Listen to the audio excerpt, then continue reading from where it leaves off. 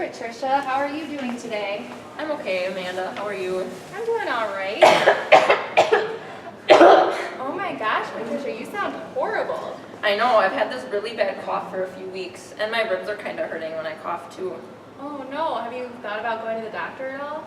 No, I don't really want to go to the doctor. I don't like doctors. I really think you need to get that checked out. That sounds terrible. Well, I just have a cough sometimes and I have shortness of breath, but I don't think it's that big of a deal. I mean, you might not think it's a big deal, but it doesn't sound very good at all. Have you eaten anything today even?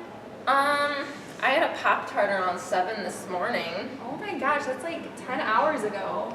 I know, but I'm not really hungry. I've not had too much of an appetite lately. I really think you need to see a doctor. I'll even drive you myself.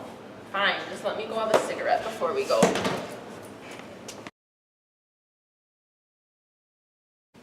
I can't believe you made me come here, Amanda. It'll be good for you, just trust me. Hello, I'm Dr. Pepper. Hi. All right, what seems to be the issue today? My sister has had this horrible cough for a while now, and it's just really been bothering her. All right, tell me about this cough. Well, I first noticed it a few weeks ago. I've been coughing a lot lately, and it does hurt in my ribs and my chest when I cough. I've also coughed up blood a few times. All right, so do you have any trouble breathing or shortness of breath? Yeah, I think so. Any loss of appetite or any weight loss? Yeah, actually I haven't been feeling very hungry lately at all, and I think I've lost like 10 pounds. All right, so do you smoke? Yeah, I started smoking when I was 18. Okay, well, does anybody else in your family smoke? Yeah, our mom does. She smoked as long as I can remember. All right, well, this isn't sounding very good to me. My first thought would be lung cancer, but we should do a few tests first. I'd like to do a CT scan on you to look at your lungs. And do you smoke? No, I don't.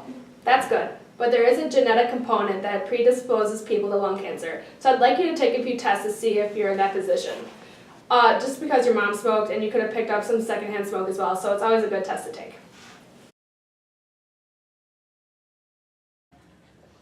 Hello, today we are going to do a CT scan.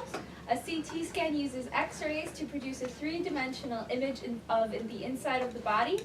These scans create a very detailed image of bones, organs, and tissues, and it will help us to determine where your tumor is if you have one. Okay.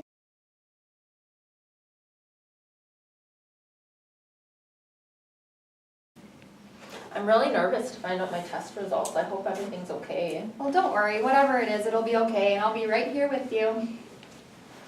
Hi, ladies. Oh, hi, Dr. Pepper. Well, Patricia, I have some bad news. You have developed non-small cell lung cancer, which is a cancer of the epithelial lining of your lungs. Cancer in general is a disease caused by uncontrolled division of abnormal cells of your body, which encases in your lungs. This is the more common form of lung cancer, and you're only in stage 2, which has a survival rate of 31%. Stage 2 means that the cancer cells are localized into the lungs and possibly the surrounding lymph nodes, but they have not spread any farther. Although your cancer can metastasize and spread to other parts of your body, your cancer is treatable. Your treatment options for the non-small cell lung cancer are chemotherapy, radiation, and immunotherapy. There's also surgical resection as part of your form of treatment, but this is an extremely invasive process and I do not think it would benefit your particular tumor development. What exactly is immunotherapy? I've never heard of that kind of cancer treatment before. Immunotherapy is a new advancement in the treatment of lung cancer that actually trains your own immune system to fight the cancer cells. However, it's a very new process that has not been completely developed, so there's no promise that the treatment will be successful. On the other hand, a combo of chemo and radiation therapy would have a higher chance of eliminating your cancer. Well, I don't think I want to risk trying a treatment that might not even work. What do you think? Well, I just think that the chemo and radiation sounds like the safer option. Even if you feel sick from it, I'll still be there for you every step of the way. Okay, I think the chemo and radiation combination therapy is the road I want to take to get rid of my cancer. All right, sounds good. I think that's a great choice. I'll get you scheduled for your first round of chemo.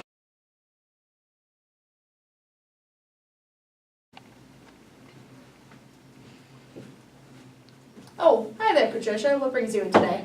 Hi, Dr. Pepper. Well, I was just so shocked and overwhelmed at our last appointment that I forgot to ask you a bunch of questions that I thought of when I got home. Sure. What kind of questions do you have for me? Well, first of all, Amanda was really concerned if she was going to catch my lung cancer. Is lung cancer at all, like, infectious? Not at all. Lung cancer is not infectious. Gene changes relative to lung cancer are acquired during life rather than inherited or caught from someone else. So that means that it's self-contained, so no one else has to worry about catching it from you. Okay, good. That'll make her relieved. So what specifically caused me to get lung cancer then? Well, cancer can be caused by a variety of different causes. Most cancer is caused by DNA changes that either turn on an oncogene or turn off a tumor suppressor genes. Some people inherit DNA mutations from their parents that increase their risk for developing cancer. People who inherit DNA changes in chromosome 6q are more likely to develop lung cancer even if they don't smoke. Some people inherit a reduced ability to break down toxins in their body, which is where this gene comes into play.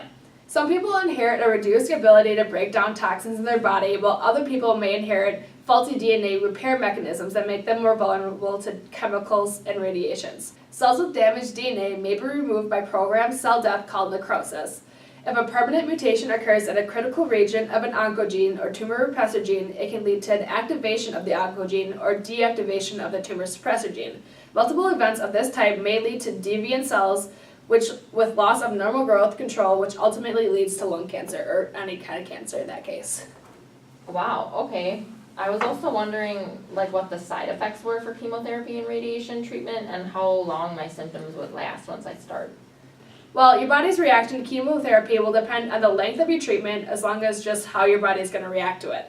The main side effects of chemotherapy are nausea, vomiting, pain, appetite and weight loss, and some possible blood clots. We have many ways to prevent these side effects, fortunately, since they are so common, but I'll just go over those when you're doing treatment and you actually develop them. As far as how long they'll last, it just depends on how quickly your body is regenerating cells afterwards. Okay, thank you. Hi Patricia, how are you feeling after your first round of chemo? Well, I'm not feeling too well. I feel really nauseous and dizzy. Why do I feel this sick?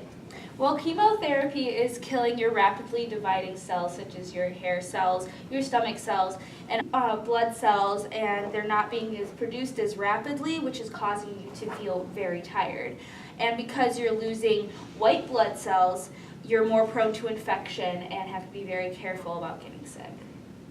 So how long am I going to feel this sick and weak? Well, your body will take a few weeks to recover from the chemotherapy treatment, so you will gradually start to feel better once your cells start dividing normally, and this should occur over the next few weeks. Is there anything else I can get for you? A glass of water would be nice. Coming right up.